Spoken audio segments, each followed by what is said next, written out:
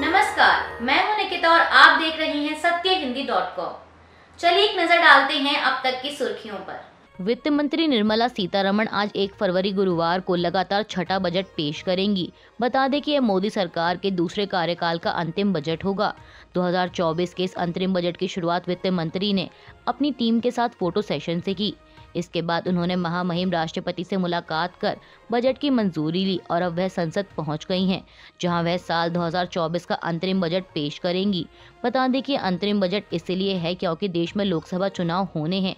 ऐसे में अंतरिम बजट केवल नई सरकार के आने तक सरकारी खर्चों को पूरा करने के लिए होगा और लोकसभा चुनाव के बाद चुनी गई सरकार की ओर से जुलाई में वित्तीय वर्ष 2024-25 के लिए पूर्ण बजट पेश किया जाएगा। साथ ही बता दें कि बजट सत्र 9 फरवरी तक चलेगा और बजट पेश किए जाने के बाद इससे जुड़े सभी डॉक्यूमेंट्स आप www.indiabudget.government.in पर ऑनलाइन देख सकेंगे।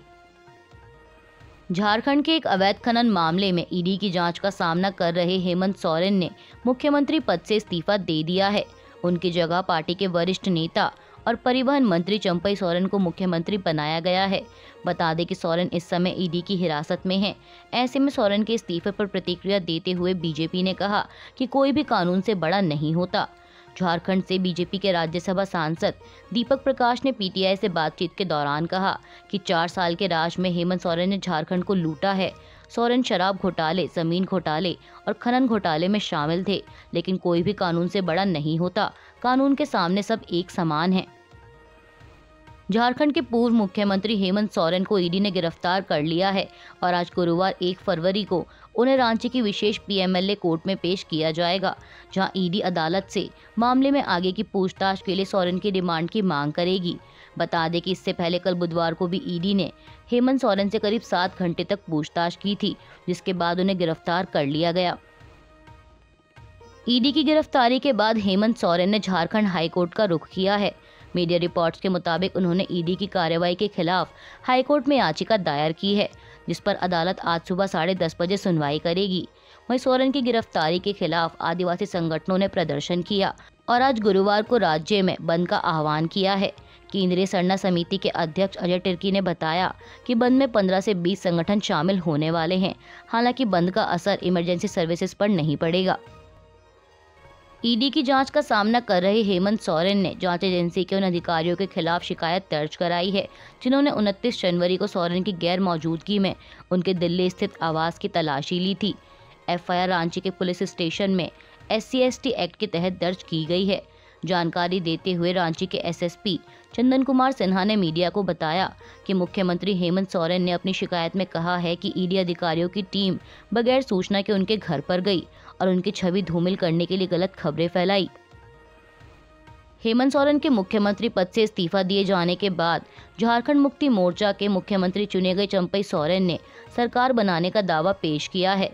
हालांकि दावा पत्र स्वीकार करने के बाद अभी तक राज्यपाल CP राधाकृष्णन ने उन्हें सरकार बनाने का आमंत्रण नहीं दिया है।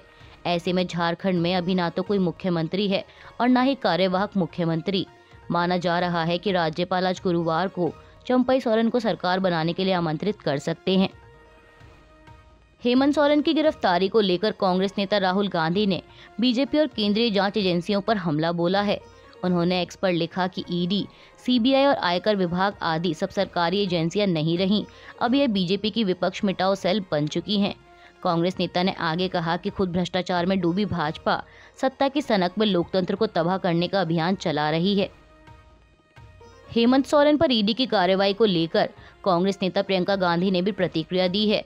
उन्होंने केंद्र की मोदी सरकार पर निशाना साधते हुए एक्स पर लिखा कि विपक्ष मुक्त संसद, लोकतंत्र मुक्त भारत, सवाल मुक्त मीडिया और सौहार्द मुक्त जनता, भाजपा सरकार का यही लक्ष्य है। प्रियंका गांधी ने कहा कि सारे राज्यों में एक एक करके सरकारें गिराई जा रही हैं। विपक्षी नेताओं को प्रताड़ित किया जा रहा है। जो भाजपा में नहीं जाएगा वह जेल जाएगा। उन्होंने कहा कि झारखंड के मुख्यमंत्री के पीछे ईडी लगाकर उन्हें प्रताड़ित करना और उन्हें इस्तीफा देने पर मजबूर करना इसी कुत्सित अभियान का हिस्सा है। कांग्रेस नेता ने आगे कहा कि भाजपा को यह भ्रम है कि वे 140 करोड़ लोगों की आवाज को कुचल सकती है, लेकिन जनता हर जुल्म का जवाब देगी।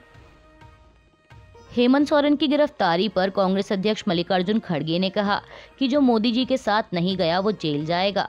दरअसल मामले पर प्रतिक्रिया देते हुए कांग्रेस अध्यक्ष ने एक्स पर लिखा कि झारखंड के मुख्यमंत्री हेमंत सोरेन पर ईडी लगाकर उनका त्यागपत्र देने को मजबूर करना फेडरलिज्म की धज्जियां उड़ाना है। पीएमएलए के प्रावधानों को ड्रैकोनियन बनाकर विपक्ष के नेताओं को डराना धमकाना बीजेपी की टूल किट का हिस्सा है। उन्होंने कहा कि षड्यंत्र के तहत एक एक करके विपक्ष की सरकारों को अस्थिर करने का भाजपाई काम जारी है। खड़गे ने कहा कि बीजेपी की वॉशिंग मशीन में जो चला गया वो सफेदी की चमकार से साफ है और जो नहीं गया वो दागदार है। उन्होंने आगे कहा कि तानाशाही से लोकतंत्र को अगर बचाना है तो बीजेपी को हराना होगा। हम डरेंगे नहीं, संसद से सड़क तक लड़ते रहेंगे। झारखंड के पूर्व मुख्यमंत्री हेमंत सोरेन ने अपनी गिरफ्तारी से पहले एक्स पर एक पोस्ट शेयर किया था जिसमें उन्होंने लिखा कि मैं हार नहीं मानूंगा, हर पल लड़ूंगा पर समझौते की भीख नहीं लूंगा। वहीं अब उनके इस पोस्ट पर केंद्रीय मंत्री किरेन रिजिजू ने पलटवार किया है।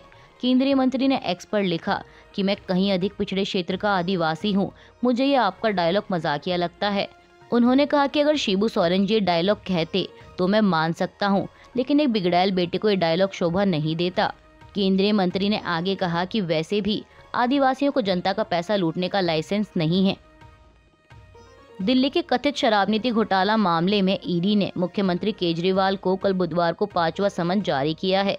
मीडिया रिपोर्ट्स के मुताबिक ईडी ने उन्हें कल 2 फरवरी शुक्रवार को पेश होने को कहा है। बता दें कि इससे पहले भी जांच एजेंसी मामले में उन्हें पूछताछ के लिए बुला चुकी है, लेकिन मुख्यमंत्री अब तक एक बार भी ईडी के सामने पेश नहीं हुए। इसके बदले उन्होंने जांच एजेंसी को लिखित में जवाब भेजे, जिसमें मुख्यमंत्री ने समन को गैर कानूनी बताते हुए कहा कि मुझे भेजे गए 4 नोटिस गैर कानूनी हैं, कानून की नज़र में ये अवैध हैं। ये नोटिस राजनीतिक साजिश के तौर पर भेजे गए हैं। ज्ञानवापी परिसर में व्यास जी के तहखाने में पूजा अर्चना को लेकर वाराणसी की जिला अदालत ने हिंदू पक्ष को बड़ी राहत दी है। दरअसल कल बुधवार को अदालत ने आदेश दिया कि परिसर में मौजूद तहखाने में हिंदू पक्ष को पूजा पाठ करने का अधिकार है। वहीं कल रात से ही लोग तहखाने में स्थित मूर्तियों की पूजा करने पहुंच गए हैं। मीडिया रिपोर्ट्स के मुताबिक पूरे 30 साल बाद ज्ञानवापी मस्जिद परिसर में पूजा अर्चना हो रही है। ऐसे में वर्तमान में ज्ञानवापी परिसर के आसपास सुरक्षा को भी कड़ा कर दिया गया है।